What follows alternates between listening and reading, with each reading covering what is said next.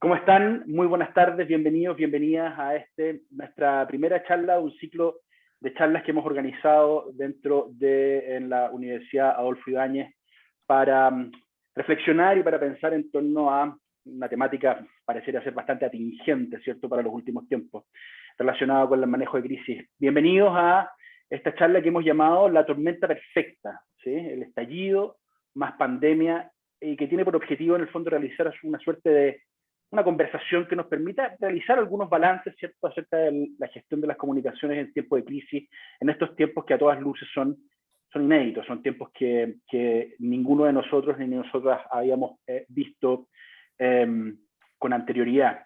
Esta charla se lleva a cabo en el marco de la línea de docencia que desarrollamos dentro de la Escuela de Comunicaciones y Periodismo y la Escuela de Psicología, dedicada a la reflexión en torno al manejo de crisis y las personas, ¿sí? En ese contexto es que en agosto de este año vamos a estar lanzando la primera versión de nuestro diplomado de gestión integral de crisis, que de forma inédita hace converger la tradicional mirada, ¿cierto?, que existe acerca de la gestión de crisis, que es una mirada que es preponderantemente externa y relacionada a la comunicación externa, con el foco y la mirada puesta en las personas y en la resiliencia organizacional. O sea, hay una de las cosas que hemos podido ver y hemos podido constatar durante los últimos meses, el último año, es que efectivamente las organizaciones se acontecen, podríamos decir, ¿cierto?, producto de los avatares y las vicisitudes de estos tiempos inéditos, como llamamos, y por lo tanto nos parecía pertinente incorporar esta mirada, ¿cierto?, que nos permitiera escarbar un poquitito acerca de cómo las organizaciones se ven impactadas por las crisis y más particularmente cómo se recuperan a partir del momento en que estas han pasado. Además, en el mes de mayo estamos presentando ya la quinta versión de nuestro curso de manejo de crisis y controversia. Wow, parece que no hubiera pasado tanto tiempo, pero ya estamos en su quinta versión. Para ambas, tanto para el diplomado como para el curso, pueden encontrar los links en el chat de esta charla, o pueden evidentemente ingresar a la página web de la Universidad Adolfo Ibáñez, uai.cl, haciendo clic en la sección Magísteres, Diplomados y Cursos. Dicho eso, que es el aviso parroquial, si no mi jefe después me pega, mi jefa me pega, hay que darle la bienvenida a nuestros invitados y invitadas del día de hoy. Quiero darle la bienvenida cordial y el agradecimiento a Denise Vega, socia de Tironi. ¿Cómo estás, Denise? Bienvenida. Qué bueno que estés acá con nosotros. Está también con nosotros Luis Galleguillos, socio de Acerta. ¿Cómo estás, Luis? Hola, Ernesto, muy bien, gracias por la invitación. Está también José Antonio López, socio de Extend. José Antonio, bienvenido. Hola, muchas gracias por la invitación, saludos a todos. Y don Felipe Valdivieso, que es director de carrera de Psicología de la sede de Viña del Mar y director además académico del Magíster de Comunicación Estratégica de la Universidad Adolfo Ibáñez. Juega de local, don Felipe, hoy día.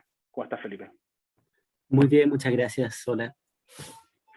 Oye, la idea es que hagamos una pequeña conversación, ¿no? Que me gustaría partir, más que con exposiciones o con presentaciones, la idea es que podamos hacer una pequeña reflexión acerca de estos temas inéditos, y me gustaría partir diciendo que el objetivo de convocarnos y de sentarnos en esta mesa redonda tenía efectivamente, como el título lo dice, plantear o hacer un balance, no porque esto haya terminado, ni muy cerca en el fondo, sino que, y tampoco porque estemos buscando en el fondo girar la vista y seguir mirando hacia atrás para tratar de explicar cuáles son los antecedentes que explican lo que ocurrió, sino que más bien a partir de ellos poder sistematizar las características que configuran el escenario presente y eventualmente poder anticipar, ¿cierto?, algunos escenarios futuros que enfrentaremos.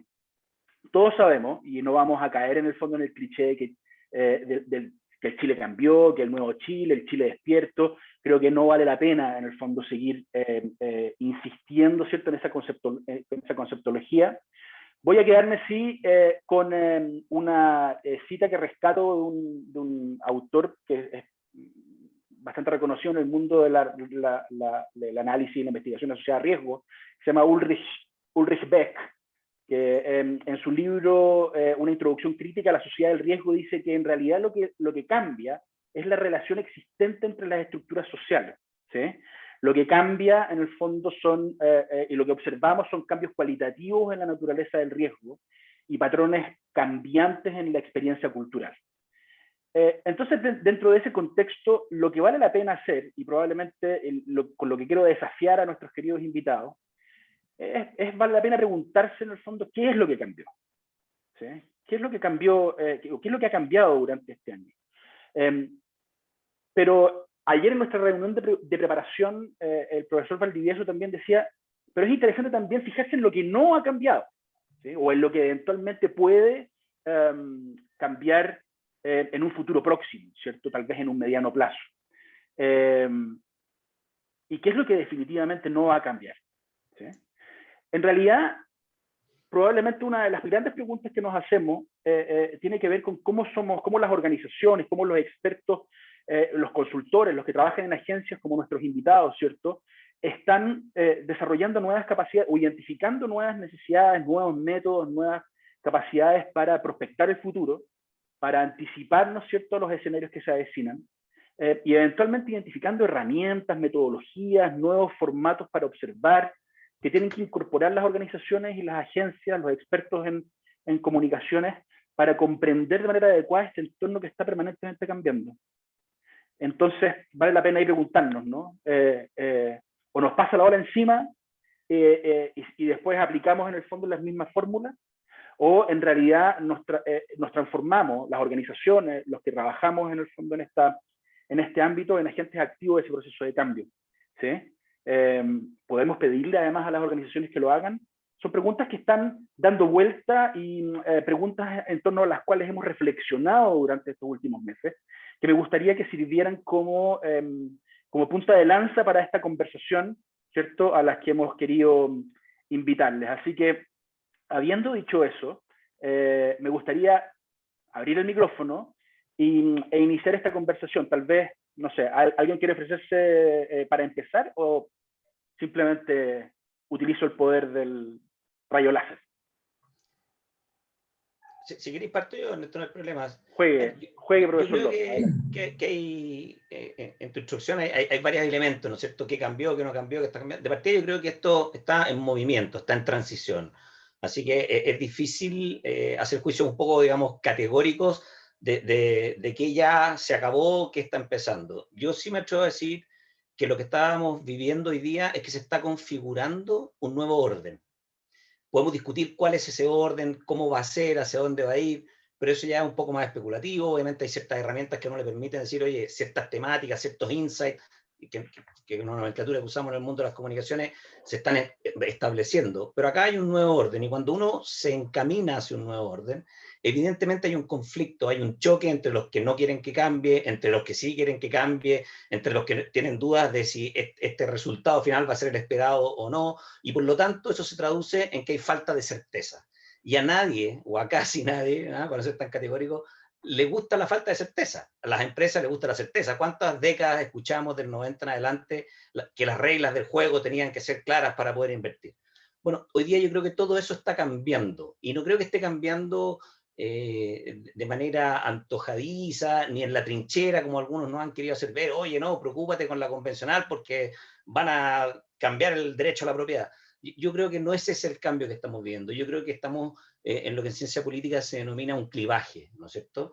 Acá estamos llegando a un punto de inflexión, si tú quieres, donde algo está muriendo y algo están haciendo, y estamos en ese quiebre, que no tiene que ver solo con el 18 de octubre, ni tiene que ver con la pandemia, tiene que ver con un proceso en el que Chile ya había entrado hace tal vez una década, porque ustedes, no sé si comparten el resto de los panelistas, pero los cambios sociales son lentos, no son de la noche a la mañana, no vamos a amanecer mañana con una nueva constitución y un nuevo Chile. Eso no es real, ¿no es cierto? Son cambios lentos, culturales, ¿no es cierto? Yo creo que estamos en eso. Entonces, lo que hoy día yo recomendaría es estar alertas, estar atentos, saber observar, saber escuchar, conversar. Acá hay psicólogos en el panel, así que ellos entienden más de esto que yo, pero cuando hay ciertas dinámicas, ¿no es cierto?, donde te dicen, oye, trabajemos entre pares improbables. Bueno, Chile está lleno de pares improbables, lleno, que habían dejado de hablar, que habían dejado de escucharse, que incluso habían dejado de mirarse, ¿ah? Porque en algún momento caímos bajo una suerte de dictadura, creo yo, de la estadística, del promedio. Oye, nuestro ingreso per cápita es de promedio tanto. Sí, pero promedio. Y en el promedio, si tú lo empezás a desmenuzar y a poner doble clic, triple clic, vais viendo que las distancias son distintas. Y lo que hemos empezado a ver es que está empezando, en mi opinión, a acabarse un orden y a nacer otro. Y ahí le dejo la palabra a los demás para no monopolizar. Ernesto. Adelante. Sí, dentro de los apuntes que había anotado, como lo dijo José Antonio, estaba el orden también. Y ayer cuando hablábamos y nos planteábamos preguntas para esta charla, decíamos, bueno, pero ¿qué nos ha cambiado? Yo creo que no ha cambiado el valor de la información. Yo creo que la información, el valor que tiene, que en algunos casos se puede transformar en poder, eso no ha cambiado. Quizás ha aumentado, se ha acrecentado, pero tampoco ha cambiado. José Antonio decía, los cambios de repente sociales son lentos. Bueno, el 2007 pasaron dos cosas súper interesantes en Chile. Una en el mundo y otra en Chile. Comenzó el Transantiago. Y en varias oportunidades nosotros nos hemos preguntado por qué el estallido social ocurrió 12 años después del Transantiago. ¿Y por qué no hubo estallido con el Transantiago? Y el 2007 también fue el año en que salió el iPhone. 3 años antes, Zuckerberg había creado Facebook. El 2006, un año antes del Transantiago, salió Twitter, una plataforma, una red social que es como la cuna para toda esa gente que sufrió con el Transantiago. Y 3 años después surge Instagram. Otra cosa de las variables que nosotros creemos que no han cambiado es la necesidad por estar conectados. Y esa necesidad hoy día también se ha aumentado, ha ido creciendo. Y esa necesidad por estar conectados también hace que, por ejemplo, ahora, alguno de los asistentes a esta charla quizás esté adhiriendo a través de alguna red social a alguna causa en algún lugar del mundo que tenga que ver con temas medioambientales, económicos, políticos, etc. Y lo otro que hemos visto también, que quizás es una discusión que hoy día está un poquitito submarineada y que no la vemos y que no está arriba del agua, es que Santiago es Chile. Y metiéndonos un poquitito también en el tema de las crisis, hay cientos de ejemplos de situaciones que partieron por una situación o por un problema que se gatilló, no en Santiago, en el norte o en el sur, que no fue debidamente controlada y que terminó ocupando una palabra que estábamos estallando en Santiago. Y cuando estalló en Santiago nosotros pensamos que era crisis, pero venía ocurriendo hace 5 meses, 6 meses o un año, y no fue debidamente controlada, que es una de las cosas que nosotros también hemos visto que en crisis una cosa muy importante es identificar tus riesgos que hoy día son mucho más amplios, pero no se queden en la identificación del riesgo. Para cada uno de esos riesgos es tremendamente importante identificar qué es lo que voy a hacer, o por lo menos tener 2 escenarios si alguno de esos riesgos el día de mañana se convierte en realidad, derechamente.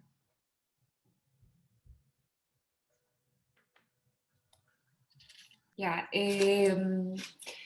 a mí me gustaría aportar más bien como una visión de qué es lo que hemos aprendido con esta crisis, ¿cierto? Con estos meses que se han vuelto interminables para muchos de nosotros, donde la relación con la incertidumbre también ha obligado a despertar ciertas capacidades, ciertas competencias a nivel individual, familiar, organizacional, que es lo que nos toca ver más a nosotros, ¿cierto? Y me gustaría aportarles como una visión quizás más propositiva respecto de la gestión de controversia o de crisis, ¿cierto? ¿Qué es lo que estamos aprendiendo en este minuto? A mí me ha resultado muy interesante el ver cómo se ha consolidado el valor de la participación y de la articulación a la hora de resolver crisis, de enfrentar controversias tan complejas y multifactoriales como la que estamos viviendo en este minuto. Y en ese sentido la construcción de confianza se vuelve crítica y el gran mecanismo para eso finalmente tiene que ver con la participación, que la participación ayuda muchísimo, sobre todo cuando tenemos una legitimidad de la democracia más representativa bastante cuestionada, ¿cierto? Y ahí en el fondo lo que vemos es que es importante encarar este tipo de situaciones tal límites como la que estamos viviendo con los actores sociales que están directamente concernidos. Ahí en el fondo es importante abrir espacios de escucha, abrir espacios de participación, someternos a construir acuerdos provisorios, no definitivos, como bien decía, no sé si José Antonio o Luis, ¿cierto? Y ahí también hay un valor muy importante en la capacidad de generar red, en la capacidad de articularnos con otros. Si se fijan, inicialmente cuando el Estado, que es la gran organización, ¿cierto?, estaba enfrentando la crisis en sus primeros meses, le costó bastante empezar a considerar a las organizaciones de la sociedad civil como interlocutores válidos. Y ahí nos dimos cuenta del valor que tenían las comunidades científicas, los mismos gremios, ¿cierto?, las universidades, otras fundaciones que eran capaces en el fondo de crear conciencia pública porque conocían muy bien a sus audiencias, a sus territorios, ¿cierto? También eran capaces de llevar ayuda humanitaria con mucha facilidad y también promover normas y también protocolos con ellos de manera más creíble y más legítima. Entonces, ahí nosotros tenemos un aprendizaje muy importante, que en estas crisis abrir espacios de participación, de diálogo, de articulación con otros, es un gran mecanismo para poder sortearlas de buena manera. Entonces, como en el fondo estos dispositivos, que nosotros hemos trabajado harto en ellos, estos dispositivos vinculados a la participación que llamamos la participación dialógica o deliberativa, tienen que hacerse más cotidianos para la gestión de organizaciones y de grandes organizaciones como el caso del Estado. Y ahí hay una cantidad importante de dispositivos como son desde nuestra experiencia y están disponibles para que todos los puedan conocer, como las casas abiertas, los consejos consultivos, los cabildos, los foros híbridos, espacios donde se articulan distintos tipos de conocimientos, ¿cierto?, que nos permiten generar legitimidad, nos permiten generar confianza para sortear este tipo de situaciones que requieren esfuerzos colectivos. Entonces, para mí ese es un tremendo aprendizaje. Hay otros más que son súper relevantes, pero para abrir la conversación me gustaría dejar ese punto, en el fondo, que la participación, la articulación, el encuentro y el diálogo se vuelven un tremendo aprendizaje en estos momentos de crisis y controversia. Gracias, Denise. Profesor Valdivieso. Sí, interesante escuchar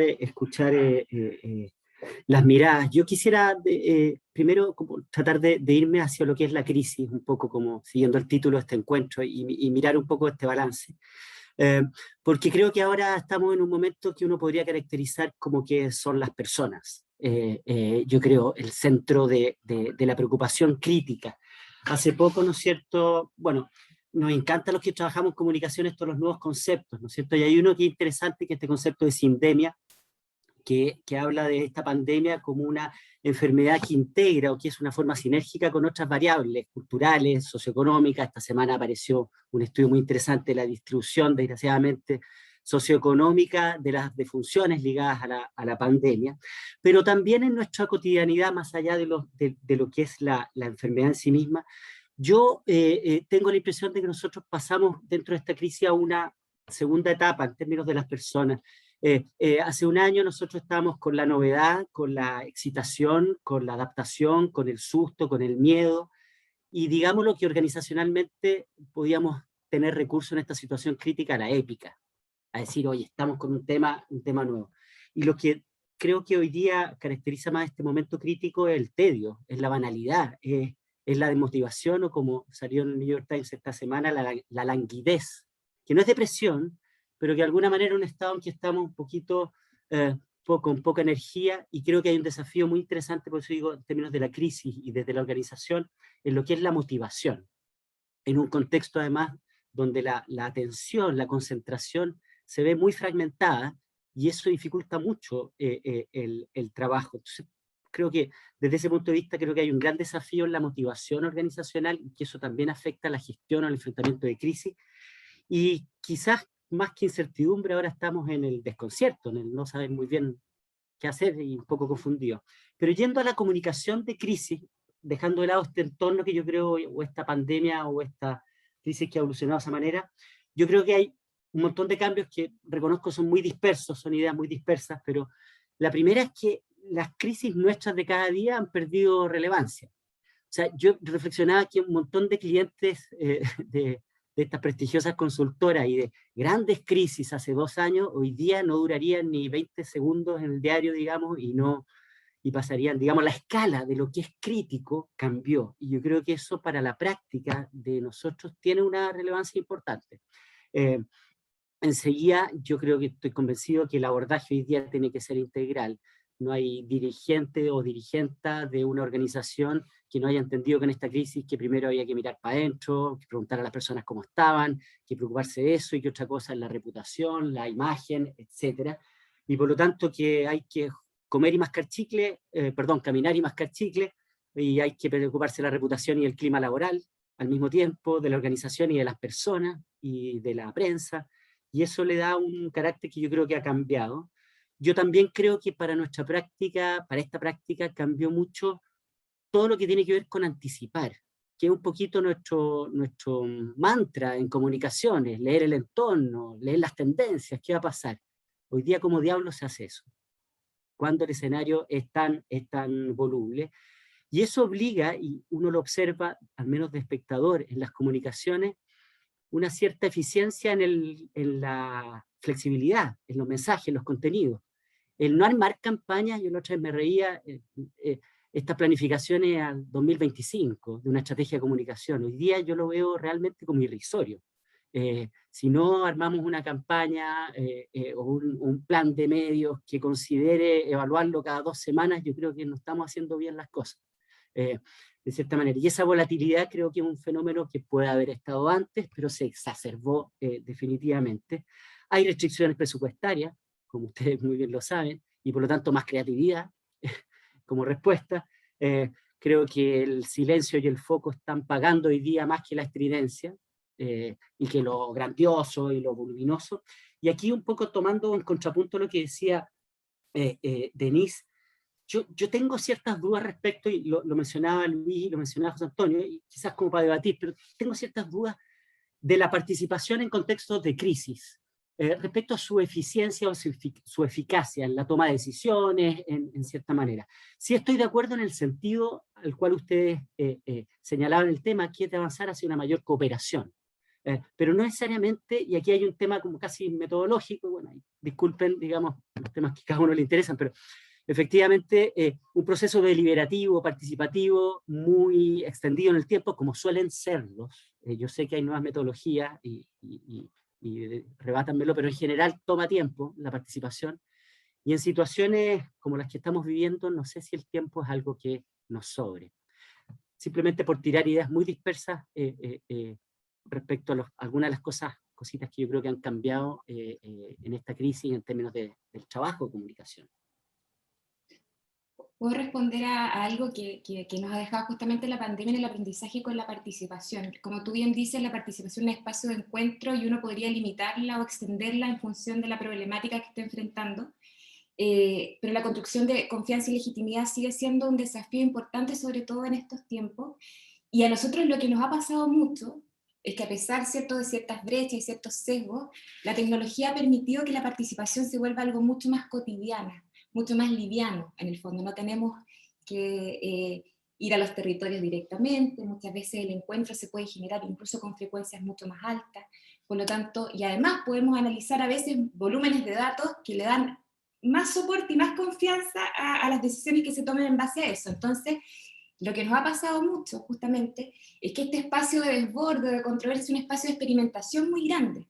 Por lo tanto, como ha sido un espacio de experimentación, nos ha permitido mirar con otros ojos lo que antes nos parecía un Everest, ¿cierto? Y hoy día, en el fondo, se vuelven más cotidianas, más triviales al mismo tiempo, y podemos, en el fondo, implementarlas con mayor facilidad. Por eso yo creo que este espacio de encuentro, que a través de la participación se ha vuelto una herramienta más cotidiana, que está más a la mano en tiempos de pandemia.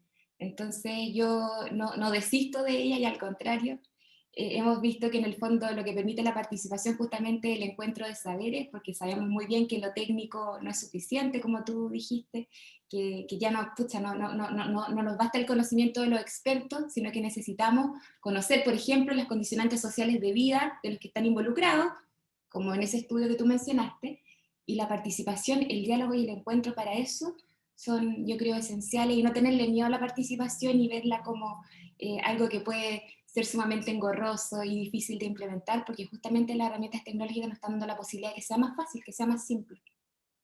Ahora, las herramientas tecnológicas también lo que están permitiendo, y aquí me voy a colgar un poquitito de uno de los conceptos que ponía Felipe arriba de la mesa para irnos hacia el territorio de la anticipación. Bien, palabra manoseada, al igual que el nuevo Chile y todo aquello, pero ¿qué, a juicio de ustedes, básicamente debemos desarrollar o debieran desarrollar las organizaciones, las agencias, en el fondo, los expertos en este tipo de materias, para ser capaces de realizar, ¿cierto?, de acompañar a las organizaciones, ¿cierto?, en un ejercicio de mejor, hoy día le llaman prospección estratégica, ¿no?, que es como la anticipación de escenarios futuros. Pareciera ser esa una de las claves en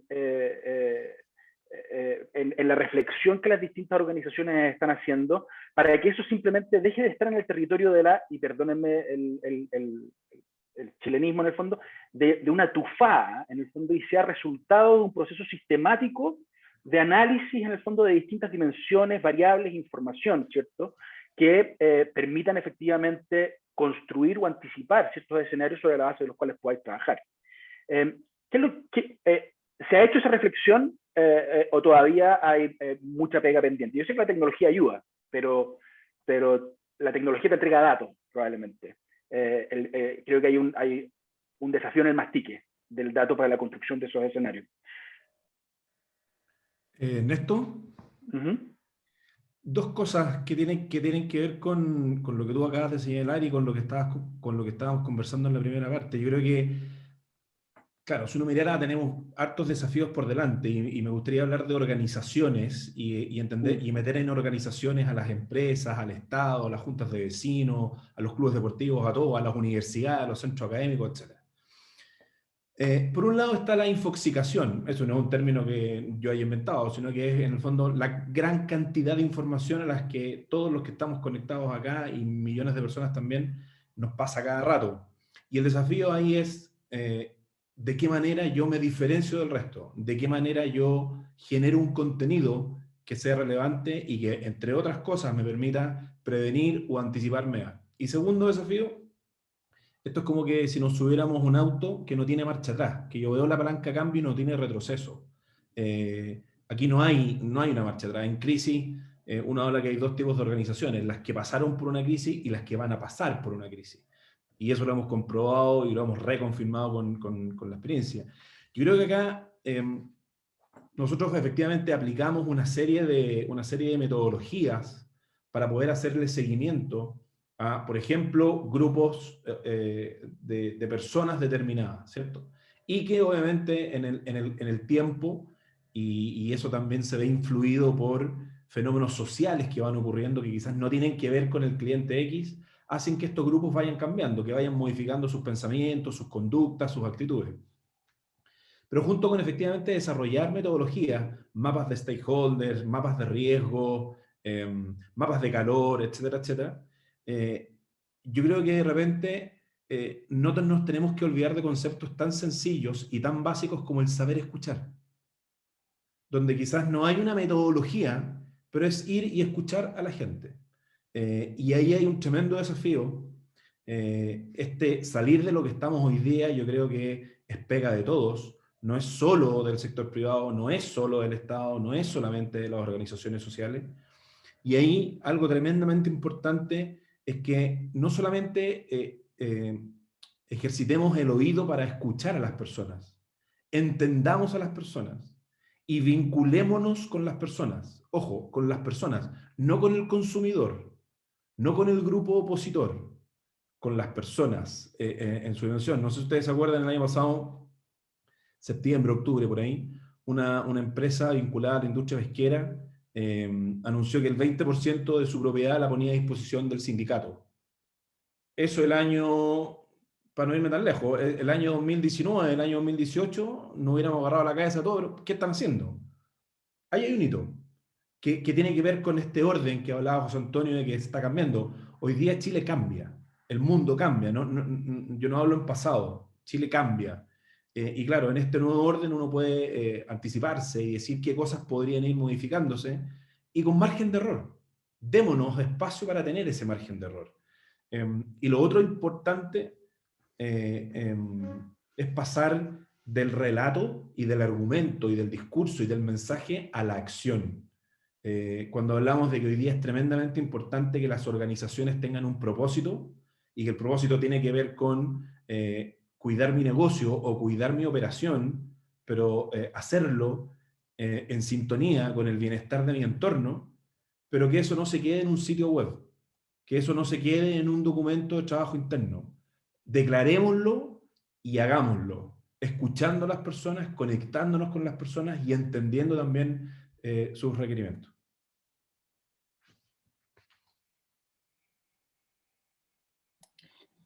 ¿Puedo hacer un comentario respecto de Ahí en mute, Ernesto. Ay, perdón, que quería hacer un comentario No, dale, Denise, respecto está a la perfecto. tecnología. Adhiriendo a lo que dice Luis, yo creo que hoy día tenemos la oportunidad, y nosotros nos ha tocado estar vinculados a 2 proyectos grandes de escucha masiva de personas en procesos de participación y consulta usando inteligencia artificial. Y eso nos ha permitido hacer un acompañamiento que yo diría incluso es responsable respecto, es como una especie de deber ser respecto del tiempo que se nos viene, que es un tiempo de mucha deliberación, ¿cierto? De mucho tomar posición, de lograr acuerdos y de influir, ¿cierto?, sobre procesos que no solamente son la constituyente, sino que también hay una cantidad de procesos electorales importantes, y también las empresas con las que trabajamos están muy atentas a ellos, porque ahí hay hay una gran semilla y insumo que les permite también a ellos empezar a experimentar respecto de nuevas cosas, tomar decisiones distintas. Entonces, hay ahí, yo creo, una oportunidad tremenda con la inteligencia artificial para poder analizar grandes volúmenes de información que permiten justamente hacer prospección de escenarios más confiables.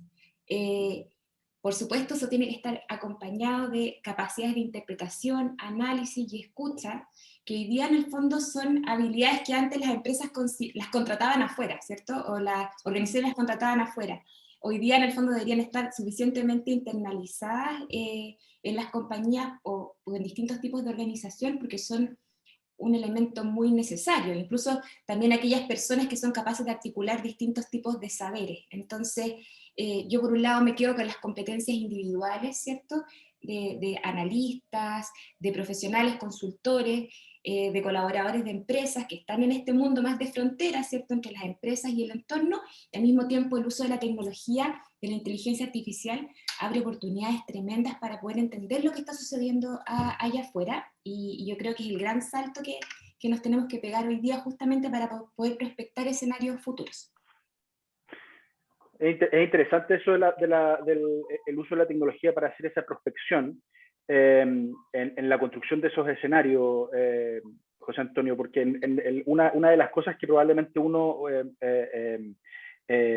olvida es que la práctica, en el fondo, la incorporación de esa tecnología, y me voy a conectar con lo que decía Denise, la incorporación de esa tecnología, ¿cierto?, y la habilitación de la práctica cotidiana, en el fondo, como ejercicio de la anticipación como práctica cotidiana de las organizaciones, en el fondo de la construcción de escenarios, la interpretación del dato y el análisis, se vuelve central, se vuelve clave hoy día.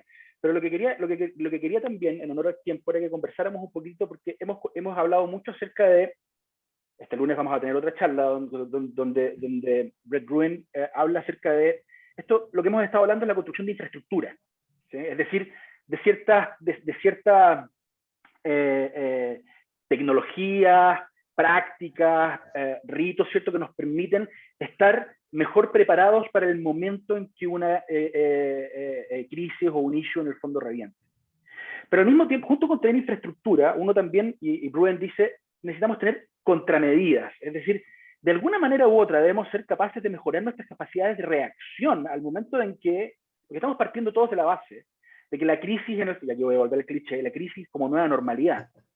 Asumimos en el fondo de que efectivamente la crisis va a pegar en algún momento si es que ya no nos pegó, ¿sí? Y eso requiere que efectivamente tengamos como dice, y me cuelgo en lo que dice Rubén, ciertas contramedidas que nos permitan reaccionar de mejor manera o de manera más adecuada y pertinente al momento en que estas crisis ocurran, ¿sí? Porque diálogo, propósito, comunicación directa y acción, en el fondo son super check, todos, estamos todos de acuerdo en el fondo con que eso tiene que ser en el fondo una aproximación. Pero me pregunto yo, ¿ha cambiado algo en la forma de reaccionar frente a una crisis o vamos a seguir aplicando los mismos moldes? Por ejemplo, en temas de tiempo, la noción del tiempo cambia totalmente. En el fondo, hoy día, la administración del silencio, en el fondo, que antes era un recurso sumamente utilizado, hoy día eventualmente puede estar cuestionado. ¿Qué es lo que ocurre en el fondo con fake news y con la cantidad de información falsa que circula? Las preguntas que se hacen en las organizaciones es, ¿contesto o no contesto? ¿Cómo sé yo cuál es el momento idóneo en el fondo para poder hacerlo, dada la velocidad que todo esto está teniendo? Entonces, me parece que es interesante que junto con mirar aquellos elementos que son más bien estructurales, para la creación de, como digo yo, infraestructura, dediquemos algo de tiempo también a pensar un poquitito en qué es lo que cambió en términos de la capacidad de reacción que requerimos tener en el fondo en las organizaciones para precisamente poder contener estos desbordes y estas crisis que eventualmente vamos a estar enfrentando. No sé si alguien quiere recoger eso. Yo creo, Ernesto, a ver, para ser fiel a lo que dije al comienzo, o sea, creo que muchas cosas están cambiando, ¿no es cierto? Pero eso no significa que todo lo que estamos viendo hoy vaya a permanecer como una constante hacia futuro, porque no sabemos cómo se va a estructurar, ¿no es cierto?, este nuevo orden. Pero sí hay luces de cosas, y cuando yo lo he escuchado, todas las intervenciones de ustedes, uno dice, chuta, que están pasando cosas. Bueno, las empresas y las organizaciones están en lo mismo. Por Dios que están pasando cosas. Entonces yo creo acá que hay varias conclusiones que uno podría sacar. Primero y rapidito, yo creo que acá ha habido un upgrade del rol de la comunicación en las compañías. Yo creo que todas las empresas han valorado enormemente el haber tenido buenos equipos de comunicación o buenos asesores de comunicación en todo este periodo que podríamos llamarlo desde octubre de 2019 a la fecha. Entonces ha habido un upgrade. En crisis anteriores muchas veces se cortaba este servicio porque había que ahorrar. En los tiempos duros se ahorra, ¿cachai? Entonces se cortan las comunicaciones, se corta el newsletter interno. Bueno, nada de eso yo lo he visto en este periodo. Por lo tanto, creo que hay una revaloración del tema de las comunicaciones desde el punto de vista de las organizaciones, lo que me parece muy positivo porque yo considero que la comunicación estratégica es una herramienta de gestión. No es una herramienta para salir del paso y ayudarnos a contestarle al canal no sé cuánto. No. Eso es un desde y es desde hace 20 años atrás. Lo segundo que yo he percibido y que me parece súper positivo, y no es raro lo que voy a decir, pero yo he visto a las empresas en un modo pausa desde el punto de vista en que se están preparando, están en la concentración, están haciendo la pretemporada para entrar a una cancha que va a ser diferente. Porque hoy día, y Felipe lo describía muy bien, hoy día tú puedes tener una crisis monumental y tener 20 minutos de televisión y se acabó porque la contingencia es demasiado potente. Estamos en un tsunami noticioso y es noticioso político, sanitario, entonces hay poca cabida para otras cosas, tendría que ser un escándalo muy terrible. Pero insisto, o sea, eso ha ido un poco pasando. Entonces, lo que yo he visto en este proceso es empresas preparándose muy bien para enfrentar nuevos tiempos. ¿Cómo se preparan? Y ahí entro un poco al detalle tuyo. Yo estoy súper de acuerdo con todos los que han hablado de la tecnología, no sobrevalorando la tecnología, porque hoy día, no sé, el análisis de data, ¿no es cierto?, el uso de inteligencia artificial, etcétera, es la encuesta del pasado, por así decirlo. Lo que pasa es que es más fina, nos entrega más herramientas y nos permite llegar más profundo y en menos tiempo, ¿no es cierto? Y, como decía la Denise, analizar más en menos tiempo. Por lo tanto, es un plus. He visto mucho que hoy día, a la hora de contratar, los atributos de ser vocero son cada vez más relevantes en las compañías. Porque entienden que un líder tiene que ser un vocero. Y no puede ser esto que hay una crisis y a quién diablo entrenamos o quién se atreve a salir. No, si no se trata de atreverse o no atreverse. Tienes que tener, las empresas son públicas desde el punto de vista de la concepción ciudadana, no desde el punto de vista de la propiedad, que es algo que está ya obsoleto, ¿no es cierto? Entonces, ¿cómo yo me preparo para tener una gente capacitada, que mi gerente sea muy bueno en la última línea, pero también sea un gran comunicador, porque eso es una habilidad que se va a requerir. Alguna vez en una de estas conversaciones, un director de prensa dijo, oye, no va a ser extraño que las empresas empiecen a contratar actores, para tener actores como voceros, no para que actúen y mientan, no para que actúen y engañen, sino que se los va a desarrollar como un tipo que va a ser, o tipa, perdón, que va a ser la cara visible de la compañía, dados sus atributos. ¿Te fijáis? Yo eso lo he visto. Y también he visto que están haciendo un trabajo de tratar de prospectar el escenario. Porque está bien, tú decías, oye, todos hablamos del entorno, del contexto. Sí, pero el entorno y el contexto hoy día son más relevantes que nunca. No solo porque son desafiantes y cambiantes, sino porque son profundos. Yo creo que acá los cambios que estamos viendo son profundos. O sea, la Plaza Baquedano ahora se llama Plaza Dignidad. No hay un letrero formal, ¿no es cierto? El alcalde de Santiago tampoco le va a cambiar el nombre, pero ¿por qué dignidad? Hay un tema profundo. Entonces yo veo que las empresas están haciendo un esfuerzo por entender los escenarios y por ver cómo tienen que actuar ahí. Y cómo actuar, y aquí nuevamente un cuarto punto, cómo actuar de una manera distinta, que no tiene que ver con la herramienta, porque yo creo que la declaración pública, el comunicado de prensa no va a morir en su forma, va a ir muriendo en que a lo mejor lo va a mandar por Twitter, qué sé, pero ¿qué lenguaje uso? ¿Cómo me aproximo a la conversación? ¿Quiero entrar a una discusión o quiero entrar a una conversación? Entonces yo creo que ahí ha habido cambios que son relevantes y te permiten entender que están cambiando ciertas formas. Yo creo que hay herramientas que no van a morir nunca, pero sí que se van a ir perfeccionando. Y lo que sí creo profundamente es que los tonos y los focos de conversación van a ir cambiando. Y las empresas entienden eso y saben, mira, ¿cuál fue la reacción que hubo al comunicado de prensa del ejército por la parodia que hizo el canal de televisión La Red? Y no entremos al fondo si nos gustó o no nos gustó, si es respetuosa o irrespetuosa. La principal reacción tiene que ver con el tono de esa comunicación. Bueno, y con un factor político que es la no deliberación. No lo estoy obviando, pero el tono era muy relevante. El tono era muy relevante. Si el tono hubiese sido otro, primero hubiera sido menos noticia y por lo tanto menos gente hubiera visto el video. Yo soy convencido de eso. Y segundo, el tema de la deliberación no hubiera sido un tema tan central. Pero lo que impactó fue, oye, yo estoy leyendo una declaración que es atemporal, puede haber sido del 74, del 80, del 87, del 2000, y resulta que estoy en el 2021 y después de todo lo que hemos vivido en estos 20 meses de intensidad. Entonces la lectura fue, oye, chuta, no han entendido mucho. Creo que ese fue el principal repudio.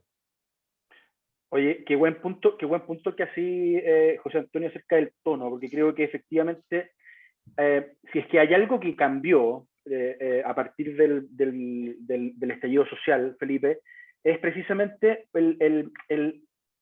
una forma de comunicar nueva, ¿cierto? Que todavía yo creo que hay muchos que están buscándola, de cómo poder, que les permita en el fondo poder instalarse dentro de este nuevo contexto y establecer estos vínculos, estos diálogos con audiencias que están o más empoderadas o que son abiertamente más complejas de las que antes estaban evidentemente desplegadas. El mejor ejemplo, siempre lo hemos comentado, tiene que ver con el silencio al que las marcas se vieron obligadas a caer en el fondo a partir del momento del estallido social. Pasaron muchas semanas de completo silencio publicitario, de comunicación en términos generales, no porque estuvieran, porque hubiera algún tipo de restricción en su comunicación, creo yo, principalmente porque se le desafió a las marcas a encontrar ese nuevo tono y estilo para comunicar, para poder encontrarse en el fondo en esa conversación. Y de alguna manera u otra eso también tiene un correlato hacia el interior de las organizaciones, Felipe. Y aquí me quiero conectar con el tema de las personas, ¿no? Y cómo efectivamente ese nuevo tono, ese nuevo estilo, esa nueva forma de hacer, también producto en el fondo de las complejidades del contexto, en el fondo repercute en las prácticas que tenías en el interior de la organización y la forma en que tenías de comunicarle a tus asociados. Yo creo que, y sumándome a lo que han dicho acá, digamos, todos los caminos llegan a Roma de alguna manera, porque así como cambió cuando José Antonio decía cómo cambió un poco el tono que yo estoy de acuerdo. Yo creo que hoy día el triunfalismo, por ejemplo, es muy castigado, el oportunismo es un pecado, la ambigüedad también, ¿no es cierto? Y vaya que le ha costado caro a varios, digamos, el triunfalismo, las comparaciones excesivas y toda esa cosa.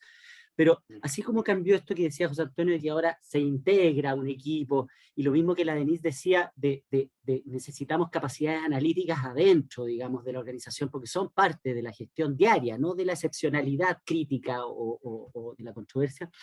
Yo también sospecho que esta crisis ha ayudado a redimensionar las comunicaciones en algo que probablemente los que estamos acá hace tiempo estamos tratando de decir, que es la identidad. Es la identidad, no la imagen, por favor.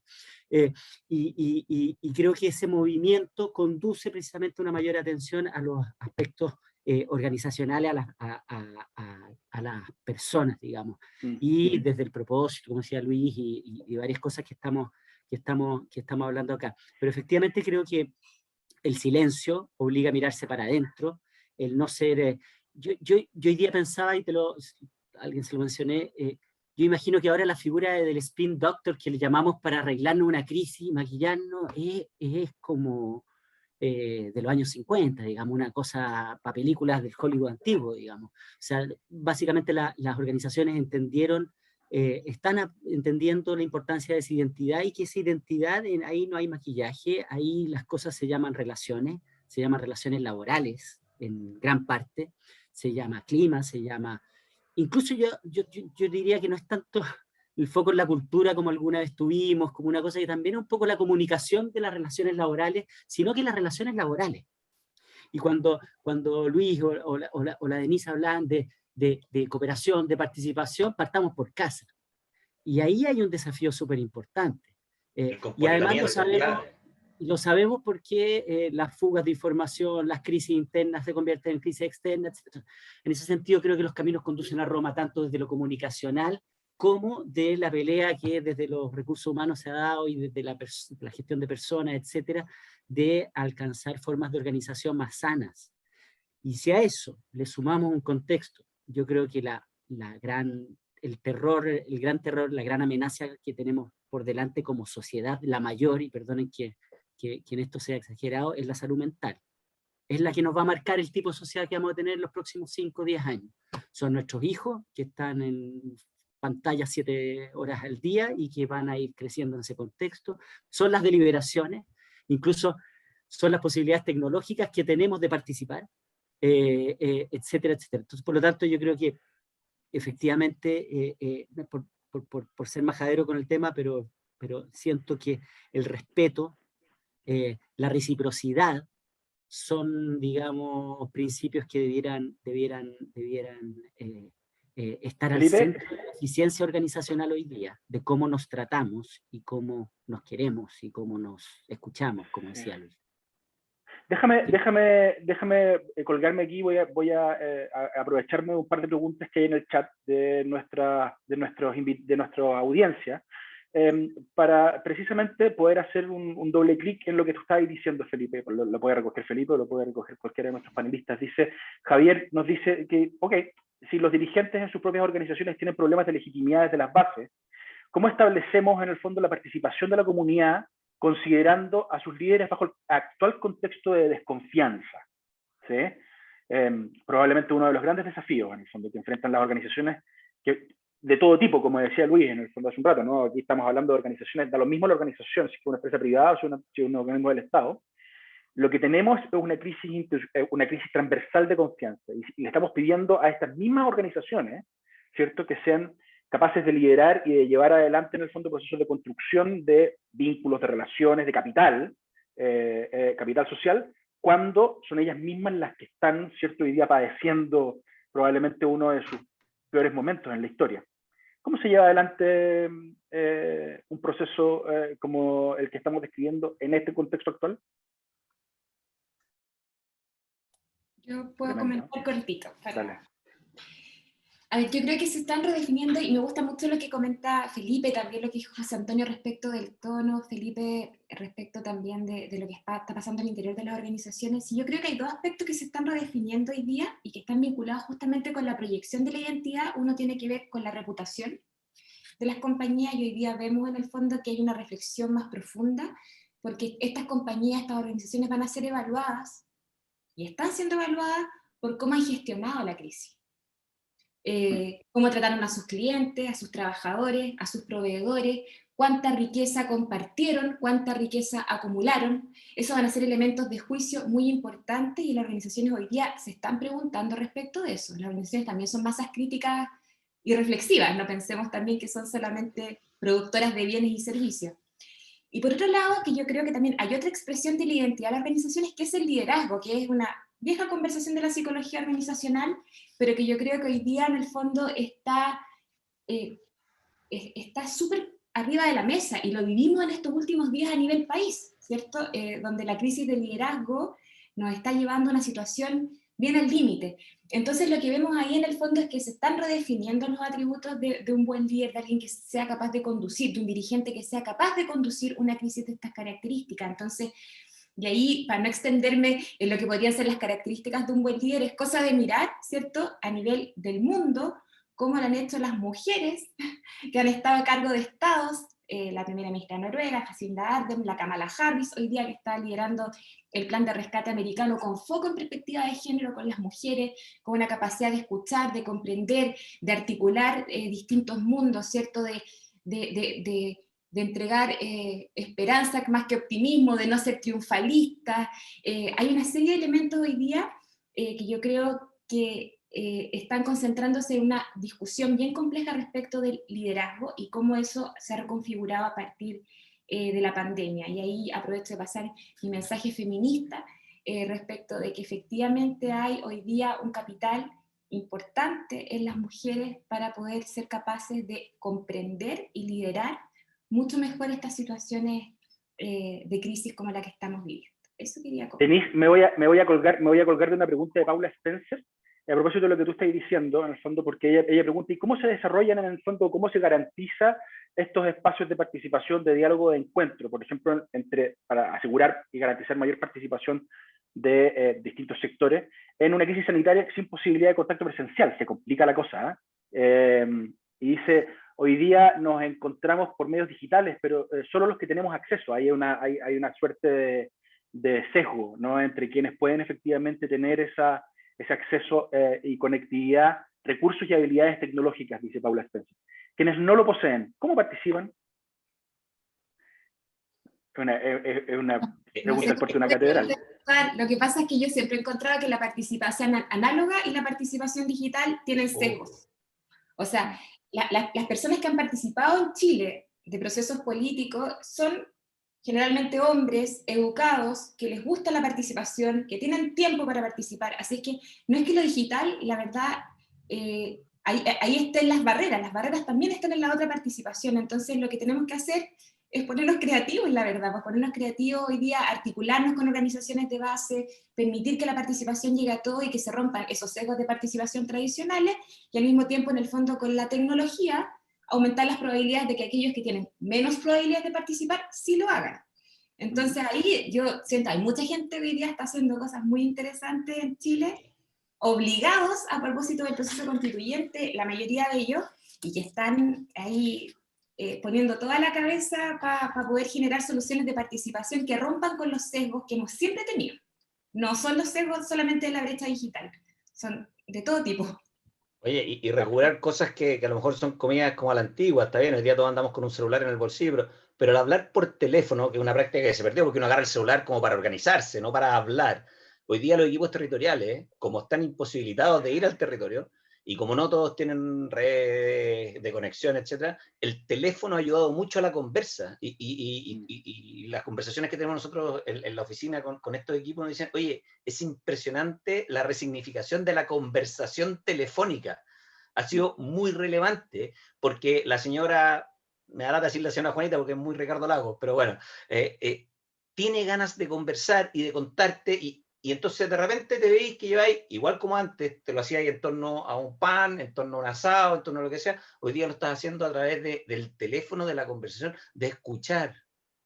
Y eso es parte también, o sea, yo estoy de acuerdo con la Denise, la creatividad es parte de eso. Y respecto a lo del sesgo, un comentario, pero yo le encuentro toda la razón a la Denise, y yo espero que el día de mañana, cuando tengamos otras conversaciones, no sea el comentario feminista, sea el comentario que hay que hacer, porque es razonable. Yo trabajo en una oficina donde somos 90 personas y el 75-80% son mujeres. Las 2 socias fundadoras son mujeres. Es una oficina muy femenina y encuentro que soy un afortunado de estar ahí, y no lo digo por un discurso, sino que porque lo veo cómo operan las cosas, veo cómo es la disposición a colaborar, veo la disposición a solucionar conflictos, veo que da lo mismo quién sea el líder, o sea, tiene una cantidad de atributos favorables y que es parte de lo que va a empezar a cambiar. Hoy día los directorios se van a gloriar y dicen, oye, estoy incorporando mujeres. Pero lo están haciendo no por salir en el B4, lo están haciendo porque entienden el valor de la mujer en la toma de decisiones, ¿te fijáis? Entonces Oye, yo creo que son parte de esas transformaciones. Sí.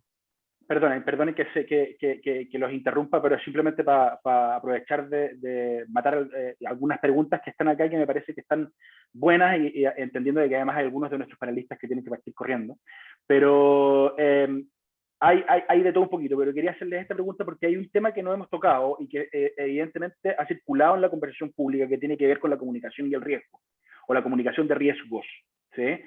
Particularmente en contextos pandémicos. Aquí Nadia Karkin nos dice: el contexto de crisis ha evidenciado el impacto de la comunicación estratégica en los efectos sanitarios, considerando desde el mensaje de las mismas autoridades como dentro de una empresa, que hemos visto traducidas en cantidad de personas contagiadas. Dice: ¿qué aprendizajes identifican desde estos impactos en la salud de las personas en un contexto de incertidumbre frente a un nuevo virus donde continuamos en continuo aprendizaje sobre sus consecuencias al momento de comunicar normativas, a partir del momento de comunicar riesgo? ¿Qué tan bien o qué tan mal lo hemos hecho? ¿Cuáles son los aprendizajes en el fondo que eventualmente uno podría decir que hay que sacar?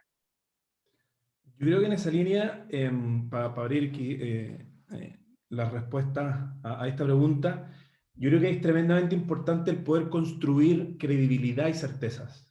Y yo creo que no porque algún sector determinado en algún minuto haya estado muy en el suelo, porque la gente lo estaba castigando o lo estaba sancionando porque ocurría algo que no debía ocurrir, ese sector o ese actor determinado no pueda pararse, limpiarse el polvo y poder seguir caminando.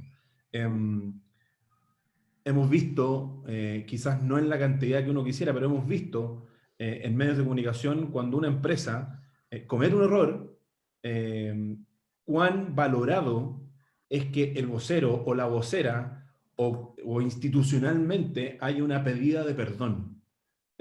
Así como las personas, así como nosotros nos equivocamos en el día a día, en nuestras interacciones que tenemos de manera habitual, también las empresas pueden pedir perdón por aquellos errores que cometieron, muchas veces sin quererlo tampoco. Y ahí engancho con otra cosa que es tremendamente importante y que nosotros la hemos visto en el último tiempo. Las organizaciones hoy día hay que mirarlas como un todo. Esto no es como cuando uno va, no sé, va a un campo y ve que hay una parcela grande, loteada, separada por terreno. No, hoy día las organizaciones son como un todo, y eso tiene que ver también, y mirarla como un todo desde las comunicaciones ayuda mucho a que ese tiempo que hablabas tú hace un rato de en qué momento actuar o en qué momento no actuar, se pueda definir con precisión.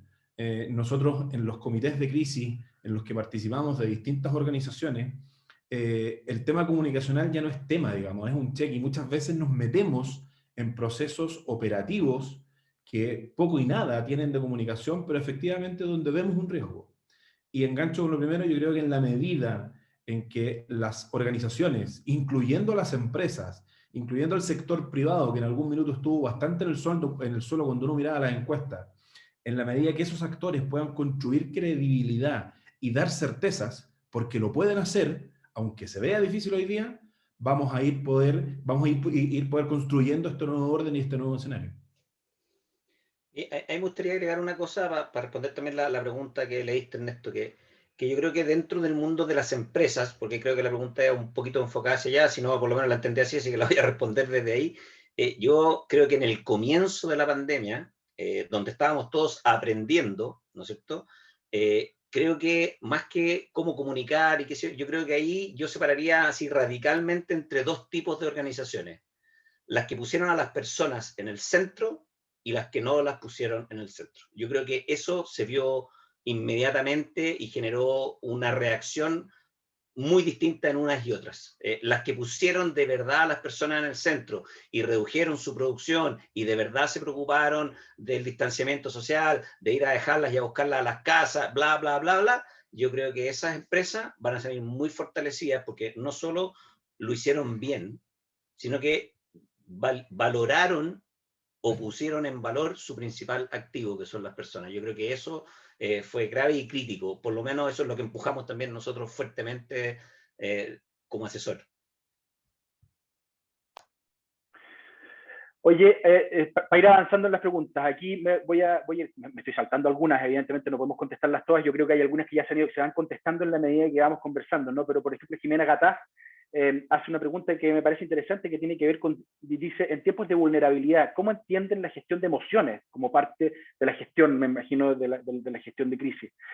Dice, cuando estas están a flor de piel, cuando gestionar en el fondo una situación compleja con una adicional carga de emociones, en el fondo se vuelve un desafío sumamente importante. ¿Lo estamos viendo, lo estamos considerando al momento de diseñar comunicaciones, por ejemplo?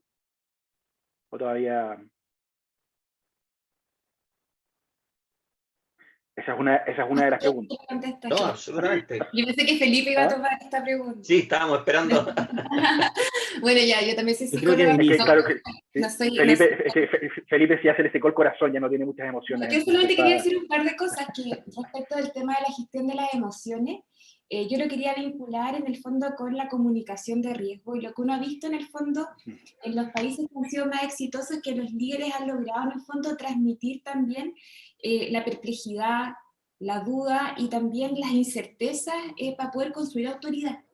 O sea, como que han evitado, por ejemplo, el triunfalismo, han evitado ese tipo en el fondo de situaciones para poder en el fondo ser cómplices con los otros. De hecho, hay un ejemplo muy bonito de la Erna Solberg, que es la primera ministra de Noruega.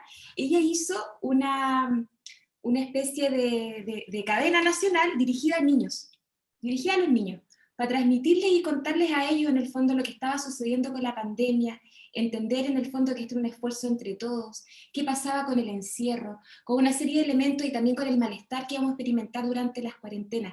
Eso yo creo que es un elemento clave, o sea, la transmisión de emociones en situaciones como estas, donde justamente la emoción es probablemente lo que hoy día esté más afectado en nuestra vida cotidiana y lo que nos dificulta en el fondo más poder tener una vida saludable, sana y como la anhelamos, es tremendamente esencial. Y uno lo ha visto justamente como un elemento relevante en la comunicación de riesgo exitosa. Y para complementar, porque solo para complementar lo que dice Denise, cuando se mezclan los planos no resulta, respondiendo a la pregunta. O sea, cuando se utiliza un reporte de información técnica o de evidencia sobre lo que pasa y se le adjetiva de manera inútil y se le compara y se hacen, yo creo que ahí las personas nos sentimos tratados como muy infantilmente, a diferencia de cuando es deliberadamente una comunicación para un público infantil. Y por lo tanto yo creo que un principio que lo señala Denise clave es decir, a ver, primero, ¿a qué estoy hablando? ¿De qué voy a hablar? Y lo segundo, que creo que cuando ha funcionado se ha notado y cuando no ha funcionado ha sido un fracaso, es que se explique bien, que salgamos de esa idea que las audiencias tienen 12 años, que salgamos de la noción de que nosotros siempre tenemos que tener la razón y que más o menos estamos ganando. Y como decía Luis, oye, si pedimos perdón, habrá que pedir perdón, si nos equivocamos, nos equivocamos, como lo hacen o lo deberíamos hacer las personas adultas normalmente.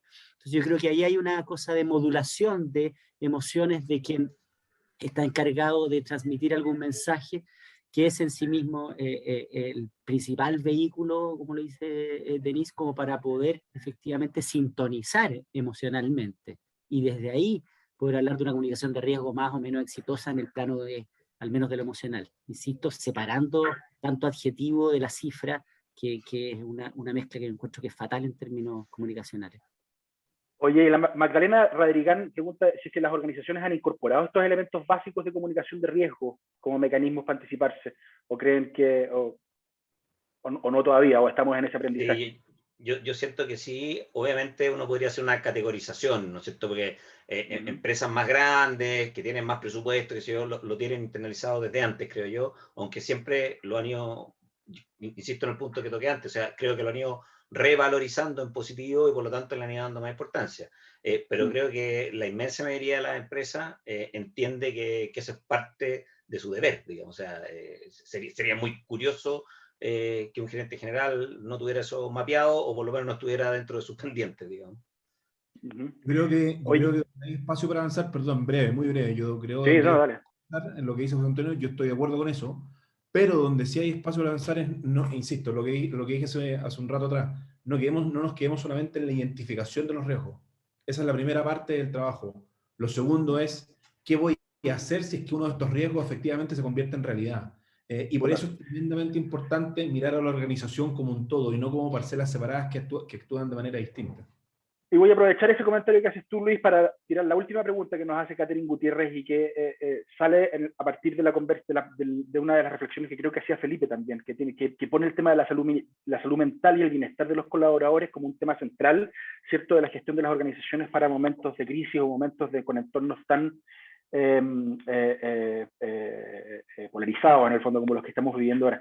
¿Cómo pueden dice ella cree, o ella asegura en el fondo que es difícil de conocer o de poder leer, en el fondo, cuál es el estado de la salud mental y el bienestar de sus colaboradores para dentro, para las empresas, en el fondo? Dice, ¿cómo se maneja esta situación? ¿Cómo se lee esto? ¿Cómo se deben hacer cargo las organizaciones, en el fondo, o al menos qué recomendaciones se pueden hacer para que efectivamente, en estos contextos de complejidad, la dimensión, en el fondo, de salud mental sea una variable a gestionar, eventualmente? O al menos a considerar. Yo creo que hay dos psicólogos en el panel que probablemente tendrán un poquito más de sintonía fina ahí, pero por lo menos una cosa de experiencia. Nosotros en este proceso, tanto en nuestra compañía como recomendaba a nuestros clientes, le hemos dicho, oye, hablan ustedes canales de escucha donde la gente se sienta invitada a llamar o a escribir para decir, oye, ¿sabéis qué? Lo estoy pasando medio mal, ¿me pueden ayudar? Y eso ha funcionado. Yo creo que eso siempre sirve. Y por supuesto, también tiene que ver con cómo nosotros somos capaces de generar en nuestras propias organizaciones instancias para que, por ejemplo, las distintas jefaturas reciban una instrucción de decirte, oye, en tiempos como este, preocúpate de tu gente. Y saldrán ideas de esas mismas jefaturas, pero es un tema que se tiene que poner arriba de la mesa para conversarlo, porque dificulto que alguien tenga, ¿no es cierto?, una varita mágica para decir, oye, hagan todos esto, ¿no es cierto? Pero en tanto las jefaturas consideren que esto es una preocupación y debe ser prioritario, se empieza ya a conversar y por lo tanto se transforma en una realidad, porque para mí la comunicación es acción, digamos. Yo quisiera agregar que no creo que sea difícil leer lo que pasa en una organización desde el punto de vista de la salud mental. Claro, en un diagnóstico fino, sí, qué es lo que pasa, pero como dice José Antonio, son prácticas bien básicas. No hay que pasar un test de Rorschach para saber si alguien está en problemas, basta preguntarle cómo está, de una manera directa. Entonces yo personalmente no acepto mucho la excusa de que es muy complicado, que la salud mental es casi como hay que tener un título de psicóloga o psicólogo para hacerlo. No lo creo. Todos sabemos perfectamente en un equipo de trabajo, todos trabajamos en equipo de trabajo, todos sabemos cuando las cosas andan mal. Normalmente lo sabemos. Y en términos de reflejos pavlovianos, para ser psicólogo, en casos de crisis, estar todo el rato preguntándose, ¿cómo estáis? ¿Pero estáis bien? ¿Cómo estáis? ¿Estáis durmiendo bien? Y estas preguntas cotidianas son comunicación, como dice José Antonio, son el acto, y son las que nos dan la alerta. Después que el diagnóstico más preciso, podríamos verlo con recursos humanos, podemos verlo con algún asesor, pero la alerta sobre la salud mental y sobre los efectos en términos de ansiedad, de depresión, de angustia, disculpen, pero profanamente todas las personas que estamos acá podemos perfectamente preguntar, detectar y saber si hay que ayudar. En ese sentido, la psicología no es una ciencia que venga del espacio, tan antigua como la humanidad, simplemente saber cómo estás. Y probablemente Oye, una sola cosa respecto a salud mental, que ahí tenemos también algunos aprendizajes. Hay algunos estudios longitudinales que se están siguiendo durante la pandemia para ir viendo cuál es la prevalencia, sobre todo de depresión, ¿cierto? De ciertas conductas ansiosas o también de otras conductas como adicciones, alcoholismo. Pero respecto a los temas de la depresión, es impresionante cómo se empezó a dar una correlación muy fuerte entre los encierros, las cuarentenas, los aumentos en el fondo de sintomatología depresiva. Entonces, podríamos pensar que incluso 4 de cada 10 trabajadores podría experimentar, o sea, en realidad es muy extendido. Entonces, no hay que estar demasiado como, no son eventos extraordinarios, son eventos incluso que son parte ya de la vida cotidiana. Y si hay una lección que nos puede dejar esta pandemia, es que la salud mental tiene que convertirse en una necesidad de primer orden para nosotros, incluso como a nivel familiar. Y también importante que el tema del teletrabajo. Las personas que teletrabajan están demostrando más sintomatología depresiva y ansiosa que los que no teletrabajan, justamente porque pierden su red de apoyo laboral, justamente también porque hay más soledad en el hogar. Y por lo tanto también ahí es importante el llamado a que estas no son épocas para la vigilancia y el control, que es lo que está acostumbrado en el lugar de trabajo, sino que son épocas para la confianza, para el soporte y para el diálogo. Entonces yo creo que esos son aprendizajes que nos está dejando esta crisis, justamente por, como decía José Antonio, para aquellas empresas que están empezando a poner a los colaboradores al centro de su gestión. Muy bien. Hace algunos discursos públicos sobre el uso de licencia y cosas así, ¿no es cierto? Sí, total. Que se escuchan de vez en cuando. Oye, quiero agradecerles, Denise, Luis, José Antonio, Felipe. Estamos llegando ya al término de esta conversación. José Antonio tiene que salir corriendo, así que desde ya está liberado, José Antonio, si es que tenéis que arrancar. Solamente agradecerles nuevamente y recordarle a todos los asistentes y todos los participantes que este lunes tenemos una charla llamada Contramedidas e Infraestructura para la Comunicación Estratégica de Riesgo y Crisis. Vamos a estar conversando con el ex asesor del presidente Barack Obama, Brett Bruen, que es además presidente de una consultora basada en Washington que se llama Global Situation Room. Quiero recordarles que además esta charla se da en el marco de el nuevo diploma de Gestión Integral de Crisis, que está organizado por la Escuela de Comunicaciones y Periodismo y la Escuela de Psicología de la Universidad Adolfo Ibáñez. Han estado durante esta tarde viendo en el fondo los enlaces a través del chat de esta transmisión, y así como también pueden tener información acerca del curso de Manejo de Crisis y Controversias que comienza en mayo, el diplomado en agosto, el curso en el mes de mayo. Toda la información está en el chat de este Zoom, o si no, la pueden también ir a buscar a www.uai.cl en la sección Magísteres, Diplomados y Cursos, ¿sí? Si tienen cualquier duda, le pueden escribir a marcia.angulo@uai.cl, marcia.angulo@uai.cl. El aviso parroquial infaltable para terminar, agradecerles de nuevo a Denise, Luis, Felipe, un gran abrazo y será hasta la próxima. Que estén muy bien. Gracias, igualmente. Muchas gracias por haber venido a todos y a todas. Gracias. Chao. Gracias por la invitación. Gracias.